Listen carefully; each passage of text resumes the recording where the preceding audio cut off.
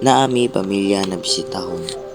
Usa kini sa mga pamilya sa barangay Pagsabangan na pirmi maapektuhan og baha. Ug usa pud kini sa mga pamilya nga galisod, labi na sa pinansyal nga panginahanglan. Ug kini nga pamilya kay duol sa among kasing-kasing.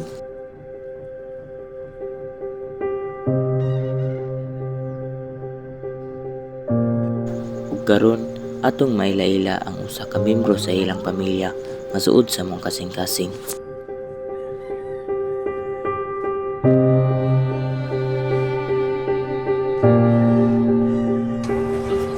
Ako dahil si Lawrence Langilya, 10 years old. Nagpuyo sa Pagsabangan, Tagum City. Si Lawrence mo na among amigo nga gituring namo kuya. Kuya nga anda maminaw, mo advice og kabalo mo hatag og value sa amigo.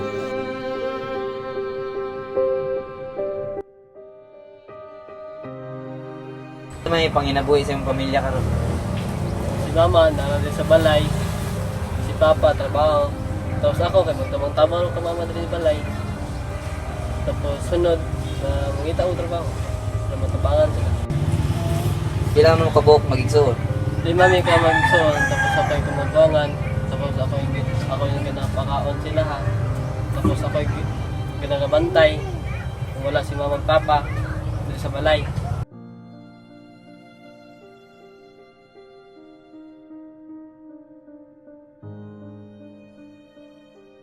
Sa may mga kalisod nga may experience sa iyong pamilya dire. Example kaning baha diri, isod yung baha diri kay nangita pa yung pagkaon, kape, tapos palit ng bugas, tabok-tabok pa lang, tubida sa dalan, na makapalit ng bugas. Kung nangita og kadang kuan, kung nabang, na mutabang diri sa barangay, katagan ng bat, bugas, gamit, ug lain pa. Unsa pod kataas ang baha diri kuya? Ning kataas ang baha diri, lapas tao. Tapos kapoy kay diri kay ubos kay diri nga kuan, ning yutaa diri ah. Dali ra kay wa after no kuan. Lalom tubig diri ah. Kanang ilalim sa inyo ang balay kuya. Kanang ituyo inyo ng taas gid ang semento. Kanang O gituyo na mo para dili kay maaptan ng tubig.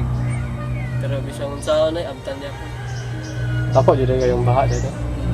Kung maka-experience mo baha dire sa inyong balay, unsa may mga pamaagi nga inyong ginahimo para maka-recover din? Ang pamaagi diri kay buhat may bangka para makuha na mong pan panghatag na bugas gikan sa governor, sa city, dito sa barangay. Their family are one of the most affected family when it comes to flooding.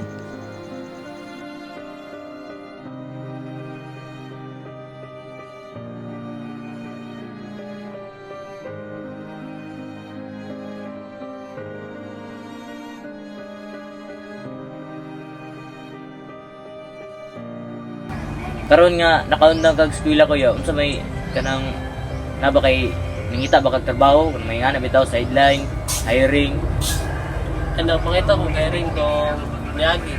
Tapos katong akong kita kay ipet akong bugas kay para makakaon ng mga Matabang sa pamilya. tabang sa pamilya ko. Kung tagaan kag chance na maka-eskwela balik, example kanang tagaan kag scholar, ana ba na magpa-eskwela sa imo barang dawaton. Kay dawaton yun ako kay dako mga nagtabang gud para sa ako ama. Kay hindi naman dawaton, minsan pa din sa balay makay dawaton. So, hindi ka makatabang sa pamilya. Dawaton yun ko na kay para matabang sa pamilya. Para ako na po yung sunod mo tabang sa ila. Pwede na sila maglisod. Kung kanya akong balay, ayaw na akong tuhon, makahuman ng biswila. O sila, ako na magpapakahuman sila, pwede na sila maglisod. Living in poverty can be incredibly stressful and very difficult. There are families facing constant challenges like lack of job opportunities, proper houses to live, and lastly, quality education.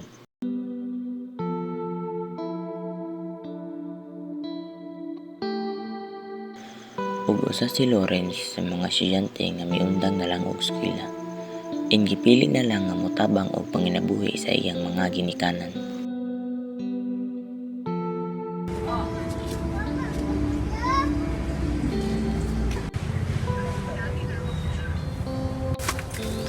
Sorry kuya. Salamat kay kuya. Salamat kuya. So dapat. Sige, amping mo. Salamat. Salamat. Salamat.